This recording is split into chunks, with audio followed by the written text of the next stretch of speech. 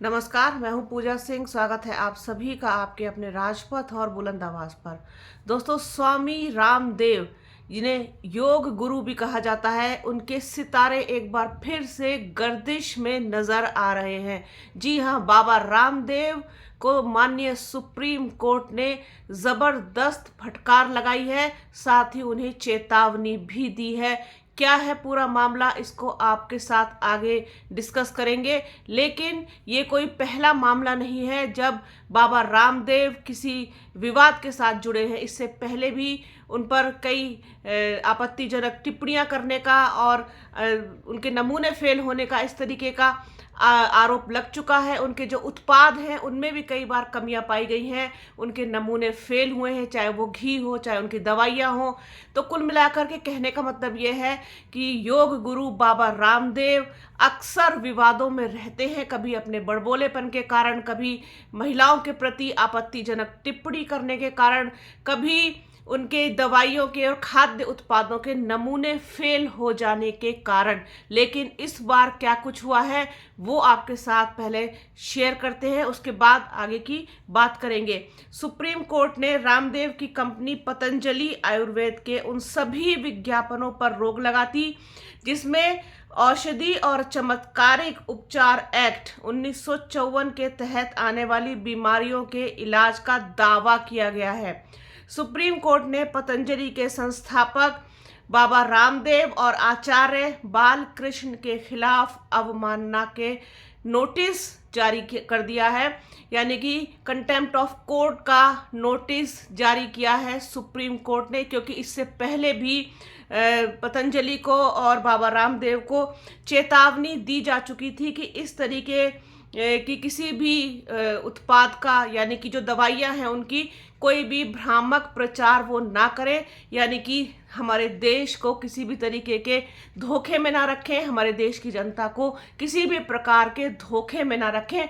क्योंकि उनकी जो दवाइयां हैं उसमें ये दावा किया जाता है कि जो बीमारियों के लिए बनी है वो उनको 100% ठीक कर देंगे। एक तरीके से देखा जाए तो वो एलोपैथिक और होम्योपैथिक को चुनौती देते हुए भी नजर आते हैं। जिसके बाद एलोपैथी की तरफ से एक याचिका दायर की गई थी, जिसके एवज में उनके ऊपर ये पूरी फटकार सुप्रीम कोर्ट ने जमकर लताड़ा है पतंजलि को और उसके संस्थापक बाबा रामदेव को। साथ ही साथ ये भी हिदायत दी है कि अगर भविष्य में इस तरीके की कोई हरकत दोबारा की तो 1 करोड़ रुपए तक का जुर्माना भी लगाया जा सकता है। सुप्रीम कोर्ट ने पतंजलि आयुर्वेद को भविष्य में भ्रामक विज्ञापन प्रकाशित करने से बचने की सलाह दी है। अदालत ने कहा कि पतंजलि को यह सुनिश्चित करना चाहिए कि वह प्रेस में इस तरीके के बयान देने से दूरी बना करके रखेंगे। सुप्रीम कोर्ट ने योग गुरु बाबा रामदेव की कंपनी पतंजलि आयुर्वेद को मंगलवार को एक कड़ी फटकार लगाई। कोर्ट ने एलोपैथिक दवाइयों को लेकर पतंजलि के भ्रामक विज्ञापनों पर कंपनी को आड़े हाथों लिया है। जस्टिस एहसानुद्दीन अमानुल्लाह और जस्टिस प्रशांत कुमार मिश्रा की पीठ ने पतंजलि को चेतावनी देते हुए कहा कि अगर उनके उत्पादों को लेकर इसी तरीके के भ्रामक विज्ञापनों का प्रसारण जारी रहेगा तो उन पर 1 करोड़ रुपए का जुर्माना लग सकता है। कोर्ट ने पतंजलि आयुर्वेद को भविष्य में इस तरीके के भ्रामक विज्ञापन प्रकाशित करने से बचने की सलाह दी है। अदालत ने कहा कि पतंजलि को यह सुनिश्चित करना चाहिए कि वह प्रेस में इस तरीके के बयानों से दूरी बना करके रखेंगे। इसके बाद कोर्ट ने निर्देश दिया कि पतंजलि आयुर्वेद भविष्य में ऐसा कोई भी विज्ञापन प्रकाशित नहीं करेगा और यह भी सुनिश्चित करेगा कि प्रेस में उसकी ओर से इस तरीके की कोई कैजुअल स्टेटमेंट्स नहीं दिए जाएं। इसके साथ ही इस मुद्दे को एलोपैथी बनाम आयुर्वेद की बहस नहीं बनाने की भी हिदायत दी गई। कोर्ट ने यह निर्देश इंडियन मेडिकल एसोसिएशन की ओर से दायर जो याचिका है उस पर दिया है। इस याचिका में कहा गया था कि पतंजलि के भ्रामक विज्ञापन से एलोपैथिक दवाइयों की उपेक्षा हो रही है। तो कुल मिलाकर के ये मामला है कि एलोपैथिक दवाइयों को लेकर के जिस तरीके से एक निगेटिव जो पूरा पर्सपेक्टिव है वो बनाया जा रहा था पतंजलि की ओर से। उसी से संबंधित तमाम तरीके के विज्ञापन पतंजलि की तरफ से और बाबा रामदेव की तरफ से लगातार जारी हो रहे थे, जिसके बाद सुप्रीम कोर्ट एक्शन में आया। हालांकि इससे पहले भी बाबा रामदेव को चेतावनी दी जा चुकी थी, लेकिन वो अपने आप को रोक नहीं रहे थे। अपनी जो उनका पूरा मेडिकल संस्थान उन्होंने बनाया हुआ है, जिसमें तमाम तरीके की वो दवाइयाँ बनाते हैं, वो उनकी तरफ से लगातार विज्ञापन जारी हो रहा था, लगातार स्टेटमेंट्स आ रहे थे। ये सब कुछ वो मतलब रोक नहीं रहे थे। तो इसको लेकर के सुप्रीम कोर्ट ने एक बहुत ज़बरदस्त फैसला भी लिया है, उसको कह सकते हैं। साथ ही साथ डांट लगाई है, फटकार लगाई है, चेतावनी दी है कि देश की जनता को धोखे में रखा बाबा रामदेव ने आयुर्वेद के नाम पर, जो कि बहुत ही गलत है। देश की जनता के साथ आप इस तरीके का कोई भी भावनात्मक खिलवाड़ नहीं कर सकते हैं। सुप्रीम कोर्ट की तरफ से पुराने आदेश का उल्लंघन करने के चलते बाबा रामदेव और पतंजलि कंपनी के मुख्य कार्यकारी अधिकारी आचार्य बालकृष्ण के खिलाफ अवमानना का नोटिस भी जारी कर दिया गया है। कुल मिलाकर के ये कहा जा सकता है कि बाबा रामदेव के सितारे इस वक्त गर्दिश में है।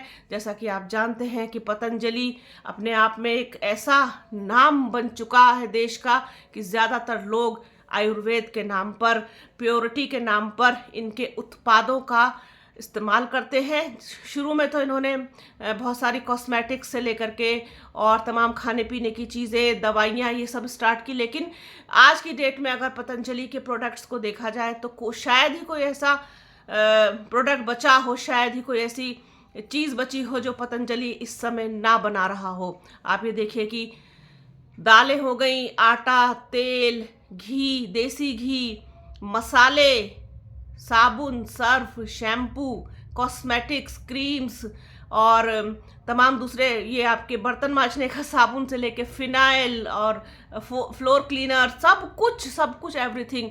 क्या ये पॉसिबल है कि इतनी सारी चीज़ें बाबा रामदेव खुद बना लेते होंगे?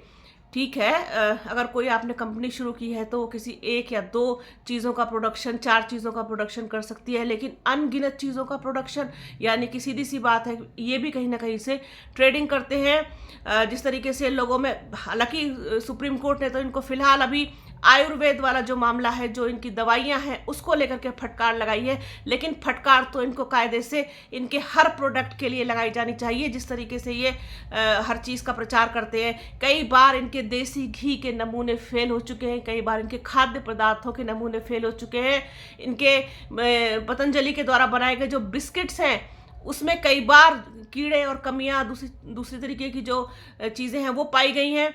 इनकी दवाइयों में कितनी बार ये प्रूव हुआ है कि ये जानवरों की हड्डी तक मिलाते हैं। तो इस तरीके से इनके सारे प्रोडक्ट कभी भी गुणवत्ता की जो एक कसौटी होती है उस पर कभी भी खरे नहीं उतरे। उसके बावजूद भी इनका इतना बड़ा एम्पायर इन्होंने खड़ा कर लिया। उसके पीछे कौन है, कौन लोग हैं, कौन सी ताकत है, कौन इनको शक्ति देता है, कौन इनको संरक्षण देता है, ये भी सबको पता है।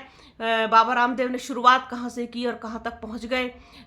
योग से शुरुआत की, फिर उसके बाद आयुर्वेद में आ गए, उसके बाद पूरी की पूरी एक मार्केटिंग कंपनी इन्होंने लाके खड़ी कर दी केवल आयुर्वेद और योग और अध्यात्म की आड़ में। आप ये सोचिए कि ये इतने सारे प्रोडक्ट, आप ये देखिए चॉकलेट्स तक बनाते हैं, ये कॉर्नफ्लेक्स बना रहे हैं, ये नूडल्स बना रहे हैं। ये आप बताइए, जिस नेस्ले कंपनी को इन्होंने बुरी तरीके से बर्बाद किया, उनकी मैगी के बारे में, क्योंकि मैगी कोई नया प्रोडक्ट नहीं था हमारे देश के लिए। मैगी मतलब सालों दर सालों से मैगी बच्चे भी बड़े भी सभी लोग खाते चले आ रहे थे। हालांकि मैं उसका कोई फेवर नहीं कर रही हूँ कि कोई बहुत अच्छी चीज़ है, लेकिन ऐसा भी कुछ नहीं था कि इतनी उसके लिए इतना भ्रामक, ये तो आंतों को खराब कर देती है, स्वास्थ्य के लिए अच्छी नहीं होती है। और खुद आप उसी तरीके के नूडल्स ले आए ये कह करके कि मैगी तो मैदा से बनती है और हम आटा नूडल्स लेके आ गए। तो आप में और दूसरों में फ़र्क क्या है? कोल्ड ड्रिंक कंपनियों के बारे में किस तरीके के भ्रामक प्रचार इन्होंने किए। बस एक गनीमत यही रही कि कोल्ड ड्रिंक्स नहीं ये बना पाए। और दूसरी चीज़ जो मैंने नोटिस की है, महिलाओं के सैनिटरी नैपकिन ये पतंजलि से छूट गए। बाकी शायद ही कोई ऐसा प्रोडक्ट हो जो पतंजलि ना बनाता हो, और उसको उसकी जो क्वालिटी है वो भी किस तरीके की है ये भी सबको पता है। लेकिन अंधभक्तों का क्या किया जा सकता है। जिस तरीके से प्रधानमंत्री नरेंद्र मोदी भारतीय जनता पार्टी के अंधभक्त है, उसी तरीके से बाबा रामदेव के भी अंधभक्तों की कोई कमी नहीं है। लेकिन जब तक इस देश में माननीय सुप्रीम कोर्ट है, तब तक किसी को भी अपनी मनमानी करने की इतनी छूट नहीं दी जा सकती। ये तो शायद अब बाबा रामदेव समझ ही गए होंगे। तो ये था पूरा मामला कि किस तरीके से उन पर कोर्ट की अवमानना करने का भ्रामक विज्ञापन के द्वारा आयुर्वेद का एक बड़ा चढ़ा के प्रचार प्रसार करना, और साथ ही एलोपैथिक को कहीं ना कहीं कह सकते हैं कि नीचा दिखाना। ये इनका मकसद था कि एलोपैथिक के कितने सारे साइड इफ़ेक्ट्स हैं और आयुर्वेद से बहुत सारी चीज़ें ठीक की जा सकती हैं, माना कि ठीक की जा सकती हैं। लेकिन कुछ बीमारियां ऐसी भी हैं जिनका इलाज सिर्फ और सिर्फ एलोपैथिक में है। लोग साल दर साल से खाते चले आ रहे हैं, फिर वो चाहे दवाइयाँ डायबिटीज़ की हो, चाहे फिर वो हाई ब्लड प्रेशर हाइपरटेंशन की हो, या फिर दूसरी गंभीर बीमारियों की हो, चाहे वो किडनी हो से संबंधित हो, या कैंसर हो, या ट्यूबरकुलोसिस हो। तमाम तरीके की ऐसी बीमारियां हैं जो बहुत अति गंभीर बीमारियों की श्रेणी में आती है, उनमें आयुर्वेद उतना कारगर नहीं है।